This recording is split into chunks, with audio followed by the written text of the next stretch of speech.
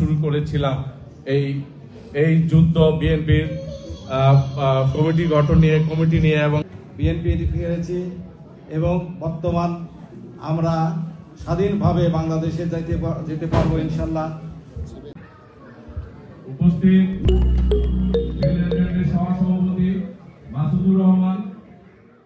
Finland বিএনপির আয়োজনে জাতীয় বিপ্লব ও সংহতি দিবস উপলক্ষে আলোচনা সভা অনুষ্ঠিত হয়ে গেল রবিবার হেলসিঙ্কির কিভিক্কো মিলনায়তনে। বাংলাদেশ জাতীয়তাবাদী দল ফিনল্যান্ড শাখার সভাপতি কামরুল হাসান জনির সভাপতিত্বে সাধারণ সম্পাদক জামান সরকারের পরিচালনায় ও সাংগঠনিক সম্পাদক শামসুল গাজীর সঞ্চালনায় সভায় দলের সর্বস্তরের নেতাকর্মীরা উপস্থিত ছিলেন।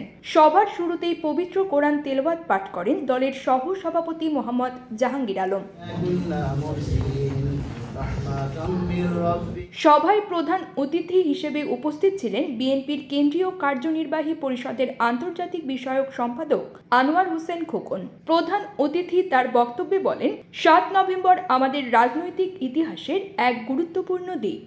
স্বাধীনতার পর থেকে 7 নভেম্বরের পূর্ববর্তী সময় অনিশ্চিত গন্তব্যের দিকে যাত্রা করেছিল দেশ। অভূতপূর্ব এই বিপ্লব অভ্যুত্থানের মধ্য দিয়ে সাময়িক বন্দিদশা থেকে মুক্ত হয়ে স্বাধীনতার ঘোষক তৎকালীন সেনাপ্রধান মেজর জেনারেল জিয়াউর রহমানের নেতৃত্বে দেশের স্বাধীনতা ও সার্বভৌমত্বের সত্তা লাভ করে ও বহুদলীয় গণতন্ত্রের যাত্রা শুরু হয়।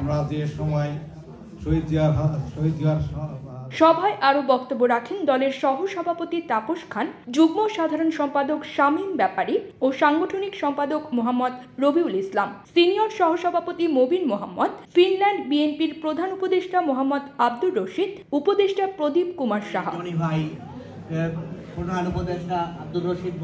সমাবেশে অন্যান্যদের মধ্যে উপস্থিত ছিলেন জহিরুল আলম নজরুল, ফয়েজ আহমেদ, সহসভাপতি এজাজুল হক ভুইয়া রুবেল, বদরুম মনির ফেরদৌস, মাসুদ রহমান, যুগ্ম সাধারণ সম্পাদক মেহেদি হাসান লিউ, মোহাম্মদ আনিসুর রহমান, অঞ্জন হাওলাদার, হামিদুল ইসলাম, মোহাম্মদ আল ইমরান, গিয়াসউদ্দিন আহমেদ, লিটন দেওয়ান, সালমান শিহাব, মহসিন আলম, হোসাইন রিফাত আরমান, রাফাত ঢালি, আবু নোমান প্রমুখ।